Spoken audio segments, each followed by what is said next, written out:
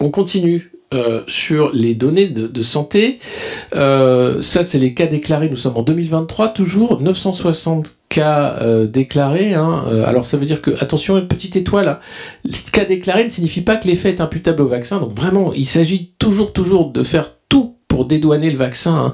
Et là, je veux simplement avoir une pensée à toutes les familles qui ont été touchées, qui ont perdu un être proche à cause de ces produits, à tous ceux dont la vie a été ravagée à cause de ces injections, et qui sont mais perpétuellement niés par les médias, par les débunkers, par les médecins, par les autorités aussi de santé publique, qui font comme si vous n'existiez pas.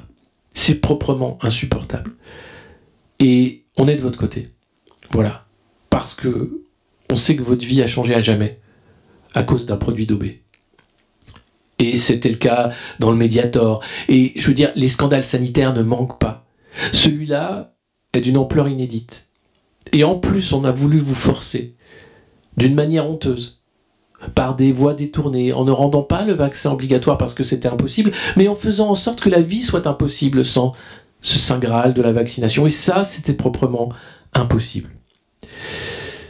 Inacceptable. Et je comprends pas que la majorité de la population l'ait accepté. Franchement, ça a été pour moi un vrai choc. Donc 193 934 cas déclarés au total depuis le début de la vaccination. Ces cas, alors, sont dans leur grande majorité pas graves, puisqu'une myocardite, c'est pas grave. Alors bon, c'est grave, mais non, c'est pas grave une myocardite. Et puis dans les cas déclarés, vous avez quand même 25% de cas graves, qui ont nécessité des hospitalisations, des traitements, qui vont changer la vie des gens à jamais, qui ont coûté une fortune à la sécurité sociale. De gens qui, en bonne santé, sont devenus malades du jour au lendemain. Les cancéreux, bien sûr, la façon dont vous avez été traités comme des pestiférés à l'entrée des hôpitaux. Enfin, c'est dingue. C'est dingue. Ces gens ont été odieux du début jusqu'à la fin et ils continuent de se poser en victime. C'est proprement insupportable en réalité. Alors excusez-moi, c'est un peu trash ce matin, mais franchement, il faut le dire.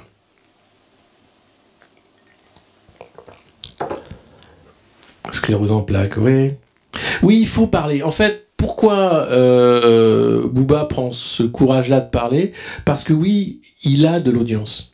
6 millions d'abonnés sur X, plus tous les autres qui le suivent, et il prend le courage de parler, comme Raoult prend le courage de parler, comme Christine Coton a pris le courage, comme Pierre Chaillot, comme tous les autres, Henrion Code, etc., qui ont choisi de dire à un moment, mais non en fait, on peut pas rester silencieux, il faut alerter dès le début, il faut parler, il faut, avec les connaissances qu'on a, dire qu'il y a des questions légitimes. Parlez en fait, parlez. Dites réellement en conscience, avec vos connaissances, si vous êtes médecin, parce que c'est important, ce que vous voyez vous dans vos cabinets au quotidien. Il faut que ça sorte. Ça peut pas rester comme ça, comme un non-sujet ou comme un tabou.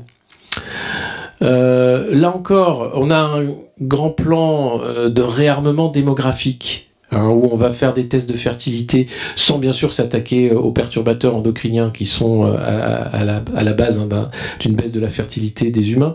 Rien du tout.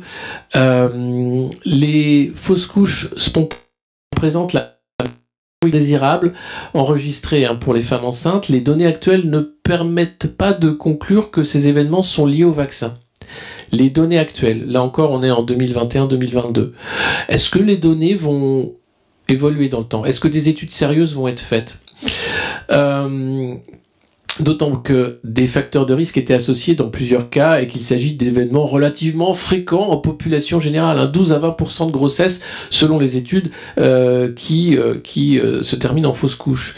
Par ailleurs, 3 études récentes n'ont pas retrouvé de lien entre les fausses couches spontanées et les vaccins à ARN contre le Covid-19. Ainsi, le lien avec le vaccin ne peut pas être établi. Là encore, le lien avec le vaccin ne peut pas être établi. Je veux saluer l'association Où est mon cycle, toutes les femmes qui se sont vues chamboulées aussi parce que soudain leurs règles étaient totalement déréglées. Là encore, dénégation des autorités. Et puis toujours cette phrase, le lien avec le vaccin ne peut pas être établi. Voilà.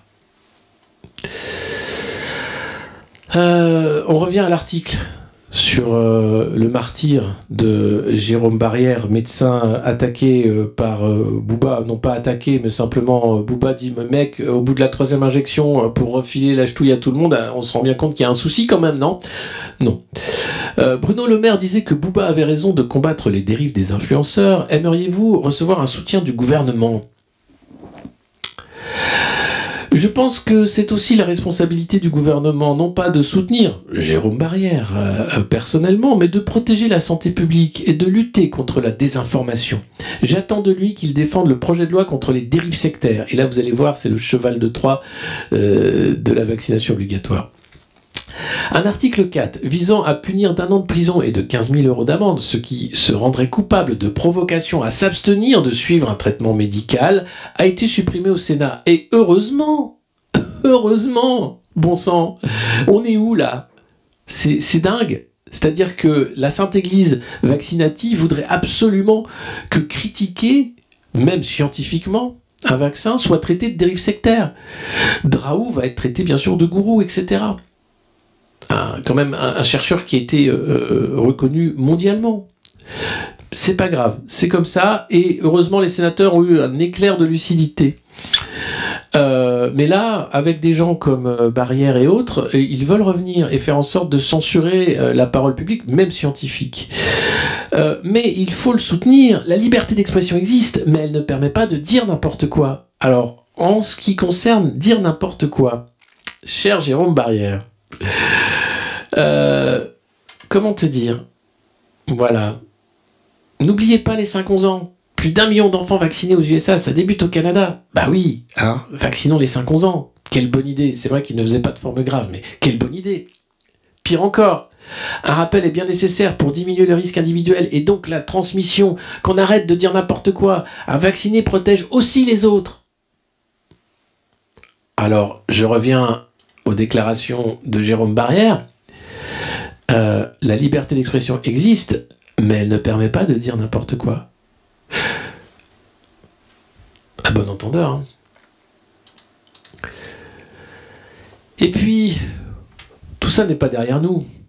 Vous savez qu'au sommet du World Economic Forum, il a été question de la survenue d'une maladie X, maladie inconnue, une nouvelle pandémie qu'il faudrait lutter. Et le chef de l'Organisation mondiale de la santé est très pessimiste sur la capacité des pays membres à trouver un accord pour mieux combattre, comme promis, les futures pandémies d'ici le mois de mai, alors que l'urgence créée par l'hécatombe du Covid-19 s'estompe. L'idée c'est quoi? C'est de déposséder encore davantage les États sur leur politique sanitaire et de créer un enfer mondialisé de QR code, de contrôle biologique en réalité des populations parce qu'une nouvelle pandémie arriverait, parce qu'il faudrait à nouveau mettre en place des lois liberticides dégueulasses qui n'ont rien à voir avec des mesures sanitaires. Ces gens qui ont menti, ces gens qui continuent de mentir, Olivier Véran en l'occurrence, ne sont pas inquiétés. Ursula von der Leyen, pour ses SMS privés avec M. Bourla, n'est pas inquiétée. Ces milliards de vaccins mis à la poubelle parce qu'ils ont été commandés par lot de millions et que finalement ils n'ont pas été injectés puisque le virus évoluait et que la 3e dose, plus personne n'en veut. Là encore, ils ne sont pas inquiétés. C'est grave.